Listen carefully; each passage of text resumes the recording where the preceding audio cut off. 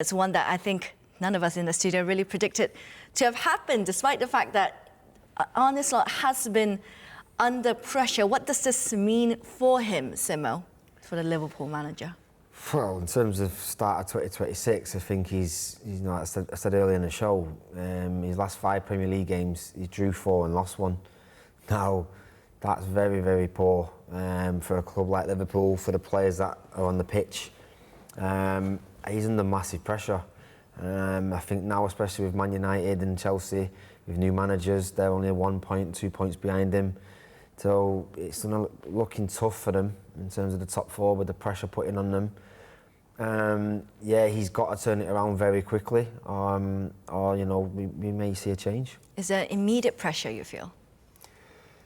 Yeah, we said it before the game, there's always pressure, but like, yeah. Enough to make a change mid-season? I'm not sure just yet, but yeah, certainly them results are not going to help that, are they? But I mean, that's why you love the Premier League as well. It's just full of drama right up until the final kick of the game to grab the winner. I mean, yeah, you could see it opening up a little bit though. They had a few chances late on.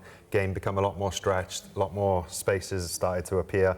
So you could sense something, and then yeah, Simo called in the last kick then. So yeah, that's why we love the Premier League. Do you think that if Arne doesn't make Champions League football, as Simo mentioned, it is immensely tight in terms of the battle for European spots at the moment, that's it for him? That's got to be the bare minimum, isn't it, reaching Champions League? Yeah, for a club like Liverpool, yeah, of course. Yeah. Champions League football is essential for them. So yeah, especially after the season they had last year, you know, champions, and then for him to be this far off at this stage, yeah, it's been a disappointing season for him.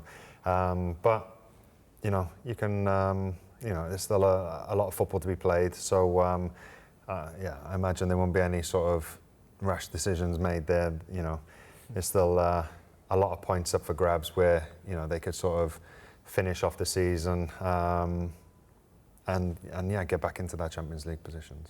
I mean, we can't forget that he does have credit in the bank, I mean, to win the league title in that first season.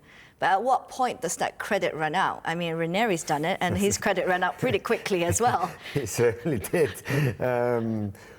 Yeah, look, I think it's like, I mean, says a club like Liverpool, I think if, you know, you win the league in the next season, you know, if you don't make the Champions League, financially that will really hurt Liverpool with the money they've spent already this season. I think that'll be a massive blow to the manager, the players, the club. I think it's unthinkable, to be honest, that they don't make the Champions League, and it'll really hurt them. So now he's really got to turn it around. Like I said, Aaron says there's a lot of games to go to play. But on the form of the last 5 games, 4 points and 15 is down bottom of the Premier League table form. When you were in that camp, at what point did you realise a change is coming, when you knew something just had to be done? I think with us, it was, you know, we were on such a wave that season, we were used to winning. And then I think we weren't used to playing in Europe and then playing in the Premier League. Our group just wasn't ready for it.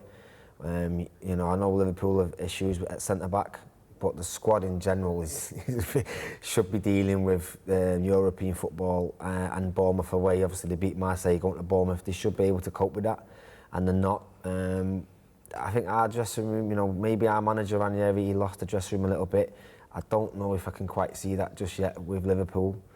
But yeah, they've got to really turn it around quick. You don't think he's lost the dressing room just yet? I mean, I don't know how long. FSG isn't the kind that gets trigger happy with decisions, but surely, should you come February, March, and it looks like they're losing grip of it?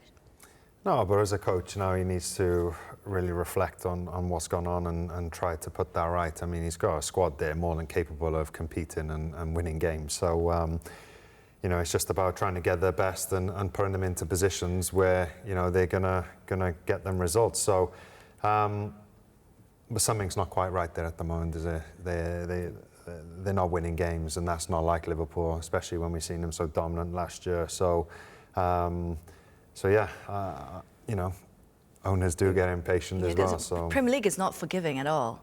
at all, because when Arne had that big change at Feyenoord as well, I think they also started quite badly, but then given time, they started picking up results and ended up ending the season really well. But I don't think Premier League is as patient.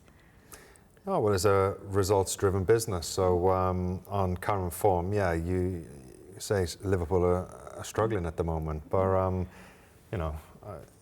there's still a lot of football to be played. So we'll have to assess the situation. But I'm sure they're calm and they're experienced. The manager as well will know how to probably deal with situations like this. And like I said, though, he just probably needs to reflect on that. Yeah, I think he'll be finding it really frustrating. I think because I think it was Leeds at home. They didn't have many shots on target. I think Burnley only had one shot on target and they walk away with a point. And tonight, his skipper, who's been one of the best players for years, makes maybe for me 2 errors, and then to concede this, from a sort of set piece in the last minute, he'll be pulling his well, he ain't got any air, but if he had air, he'd be pulling his hair out. And sometimes as a coach, it's out of your control. That you do all the work through the week. Aaron's a coach, and sometimes on the pitch on a Saturday, there's things that are out of your control. Realistically, where do you see Liverpool finishing? Tough few weeks for them. I think it's Newcastle, City, then Sunderland. I hope outside the top 4. To be honest. It's so tight there, though. Isn't it? Look, I think obviously Man United got a good result last week. Villa last few weeks slipped up a little bit. So yeah, between Villa, Liverpool, Man United, and Chelsea, it's going to go probably right down to the end of who's going to get them maybe 3rd and 4th spot. What do you think? Yeah, there's so many teams there, though, isn't there? I think there was about 10 teams all within 3 points of each other, 4 points of each other. So, it's going to make for an exciting finish, that's for sure. But I imagine Liverpool are going to just have enough, I think, at the end.